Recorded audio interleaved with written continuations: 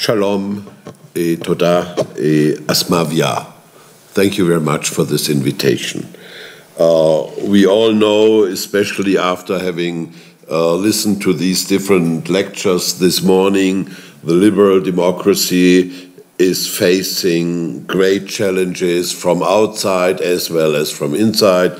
Take, for example, the changing world political architecture and the pressure on democracies, United States, China, India, Russia, and so on. And from inside, in almost every democracy, you have strong populist movements and distance towards democracy, then tendency towards autocratic perspectives of systems. Take, for example, 30 years ago, the Eastern European countries celebrated the birth of the real democracy. Today, you have tendencies to autocratic perspectives. Take Hungary, take Poland, and so on. So the status quo is a cultural erosion in view of democracy. Trust erodes, distrust is growing, alienation dominates, and when you have in Europe a view on the headlines of newspapers, you can read almost every day a headline like "The deepest crisis of democracy since many decades," or another headline, "Crisis or collapse of democracy?" ? Even in Germany, where I come from, in the current public opinion poll, you have only 26 people who say, yes, I trust in the quality of democratic government. What is the reason for this development? It is a specific combination of structural problems and cultural developments. Just a few keywords of the structural problems. Globalization, internationalization, cyber developments, digitalization. You have, for example, on the background of digitalization, also what Shlomo Avineri mentioned as a consequence out of that, you have in every second available almost every information, but without any context, without a certain form of a symbolic comprehension of all these details. I will tell you just one experience I had a few weeks ago at my seminar at the University of Munich. It was a seminar about German unification, how it was organized. And one of the key aspects is the 2+4 treaty, where two states negotiated, four sitting around, and so 2+4 treaty. And the student who delivered the speech about it always spoke about the 4+2 treaty. And I said, where did you find this wording, 2+4 treaty? Oh, in the internet, okay. And I said, the German government did fight over weeks that it was not a 4+2 treaty, a 2+4 treaty. And so there is no 4+2 treaty existing. About what are you speaking? And he said, but summing up is 6, it's the same, it doesn't matter. So no feeling for the real symbolic meaning of that. This is digitalization. I call, as let me say, the headline on all these kinds of developments like digital, cyber, and so on, era of complexity. The cultural combination and background of that is more than 70% of the Europeans say, in public opinion polls, I don't understand what's going on. In reality, it's by far more than who is always willing to say, oh, I don't understand. But more than 70% of the people say, I don't understand that.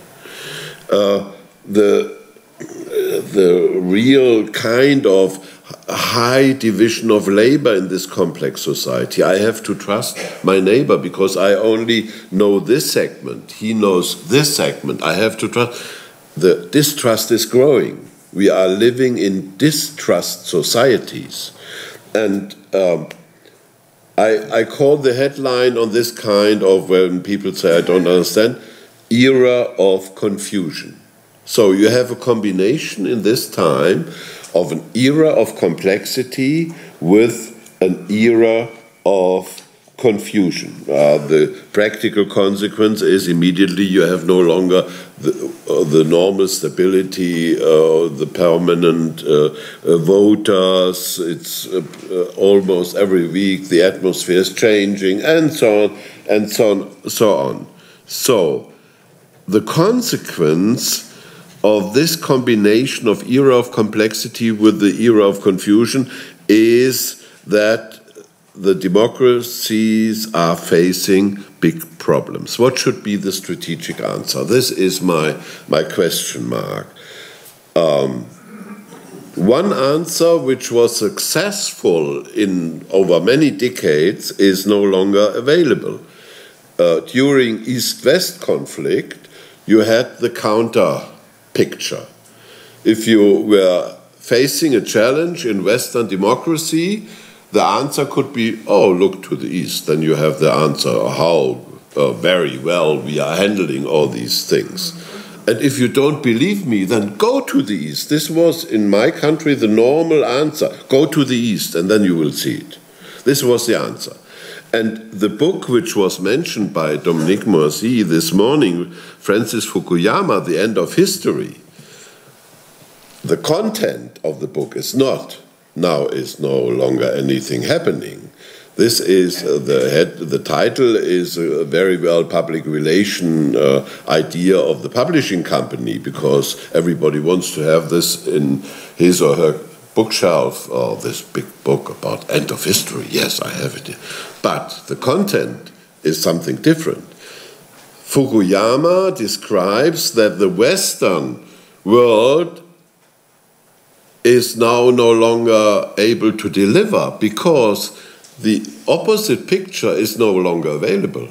And so this is the main problem. The Western world is now delivering this kind of answer. And this is the big issue. How to overcome? You have to deliver the orientation. Some hints in this direction. What about the substance of this kind of necessary orientation? Immanuel Kant, the great philosopher, said, there is no thing as such, there is only the perception. So the perception is the key aspect. When we worked on many issues of historic developments, and we predicted this very carefully, very precise, from opening the wall until who would be elected to Pope of the Roman Catholic Church, or whatever you want, you need, the key data is the perception, not the statistic, the perception. And then you need also the reciprocity of perspectives. What are you thinking that I think that you think that I think that you think? And when I know that, then I can deliver also a calculation of constellations which will come. So, and in addition, you have to keep in mind also the tendency of what I call compensatory societies, because you can always observe when there is a dominant tendency here, after some time you have a counter tendency there. Take, for example, this dominant experience, globalization.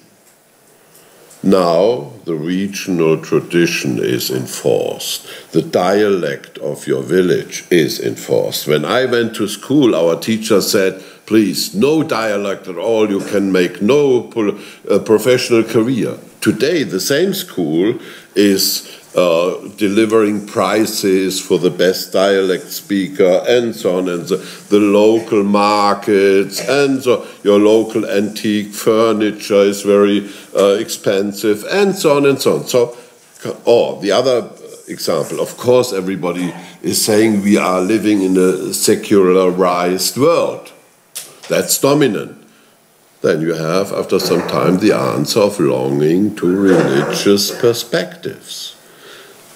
Counter society. And then you have also to reduce complexity via language, via symbols, and so on. So, we need orientation to select all these and keep an order of all these information we have in every second.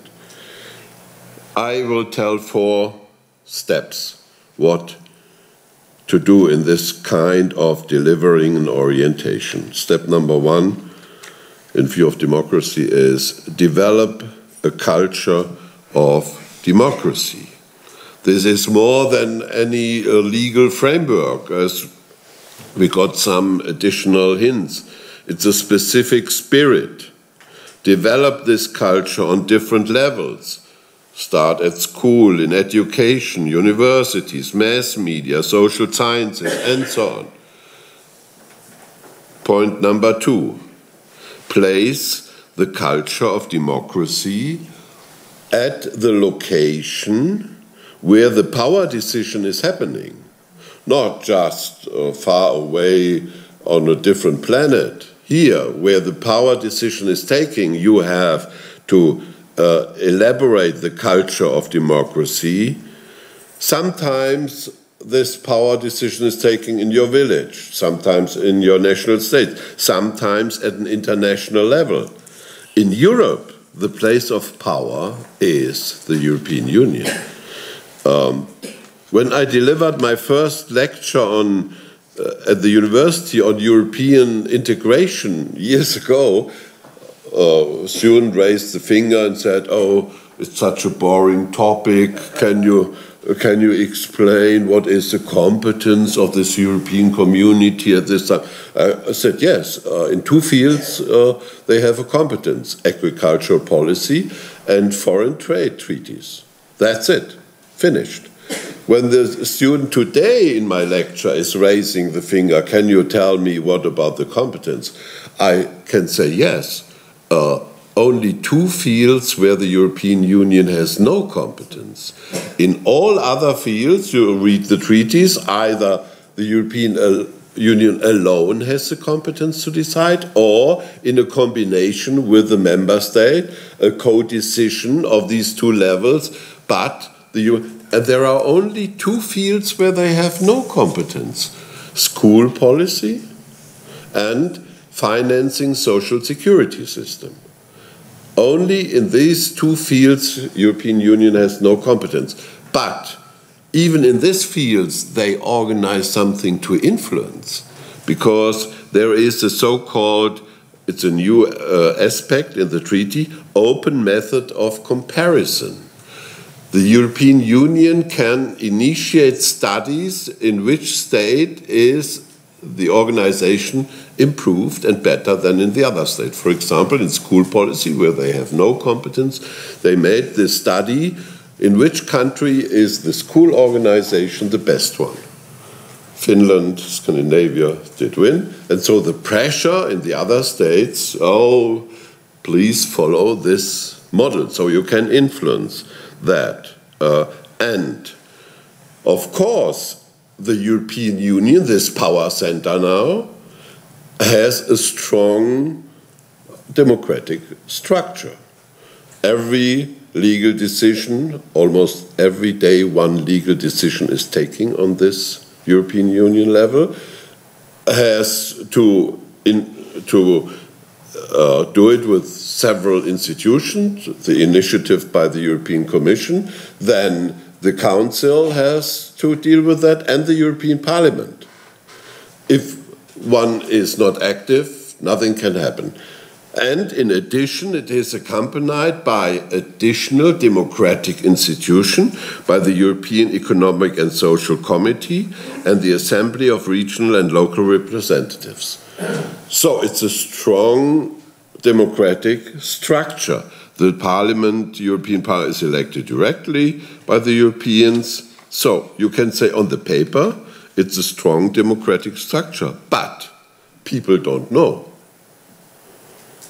The Parliament, the European Parliament, is not the public place of self-awareness of the Europeans. And so the lacking of this political cultural awareness in view of democracy in this power system, European Union, is the biggest problem. And you can see that in every additional step which is taken, you immediately have this announcement of the problem structure. Immediately, if they are taking a real serious decision, the question mark is, where is the legitimacy for that question mark? So you always have this pressure. What about legitimacy? The second aspect is always, what about transparency? You have a big power system, democratic structure. In several times you can say the influence on this power structure of the European Parliament in view of Europe is bigger than, for example, the influence of the national parliament, the Bundestag, on the national government. So, difference. But what about the transparency? If I want to say, if you want to learn about intransparency in politics, read the European treaties. And I can give you a personal example. I could write a book about the mistakes the national governments did on this European aspects, not understanding the Treaty of Lisbon. One background which clarifies that is when in 2004 the European constitutional approach failed in France, in the national parliament in Paris, and in Netherlands, all other had ratified the constitution 2004, then immediately it was finished. But they wanted to have a legal fundament for all these power aspects of Europe. And so independently, we in my center received 2 phone calls by the French government and by the German government. And they both had the same question mark. We now need a legal basis for our activity. We can't say, oh, constitution failed, that's it.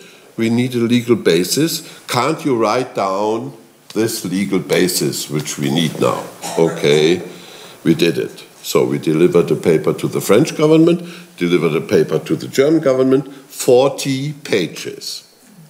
When the negotiations were started, the French President Sarkozy said, I tell you, we need a very comprehensive approach now, not more than 40 pages. The German Chancellor said, oh, we need a very transparent Europe, not more than 40 pages. Then, when the negotiations on the treaty started and the big administrative bodies took over, the Treaty of Lisbon, 416 pages. And who does understand it? It's a very, very strange kind of common. So that's transparency. The third aspect, which is immediately following, what about the organization of the leading power instruments? If you raise this question today, oh, you are a big democratic power machinery, but who has to say, now we do that or that? Hard to say. Some people will say, yeah, the president of the council, or the top figure of the European Parliament, or of the president of the European Central Bank, or whatever you want. I can tell you one practical experience I had with this open question. In 2012, the European Union received the Peace Nobel Prize. The German journalists assumed before that a German top politician would receive this prize. And they asked me to come into the studio to explain it to people. They said, immediately we will be on the screen the whole day, explain it, and so. And I said, no, your assumption is wrong. Not a top German politician will, please come. So I went and it started. We were on the screen.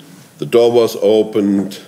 The president of the Peace Nobel Prize committee at this time, Mr. Jagland, came and said, now I announce you, the Peace Nobel Prize is going in this year towards the European Union. to my right and left side, journalists stood. We were on the screen together. Oh, immediately, they did not expected that. They were nervous. The immediate reaction was, and who will take it now? Who? And I said, I can tell you, today at least 4 or 5 persons will say, oh, thank you very much for this great, great honor. I will take it. Then you will have 5-6 days a conflict between these 4 or 5 persons. At the end they will say, yes, we agree, we will take it together. And this was the solution. And what was in no mass media was the struggle between these 4 or 5 who really were the first one to put the finger on this price in the first second, and the other some seconds later. And so you see the undefined power leading organization. Point number 3. In developing democracy, you need a common perspective, how to do it, in which direction. For example, do you need more representative elements? Do you need other representative elements? Do you need more direct democracy? For example, in these years we have also in my center several conferences. Do we need more to copy the model of Switzerland? They have more direct democracy, but they have, in addition, a very interesting fundament for this kind of democracy. We call it consociational democracy, in German Konkordanzdemokratie, because in this order they develop everything with every opinion building, with everybody, and only if they don't reach an agreement on this level, then direct democracy is taking over. 4th and last point, develop a strategic thinking. In reality, today, there is now, let me say, the last 20 years, no strategic thinking available. It is a situation-oriented crisis management, what you can observe, but not a strategic perspective.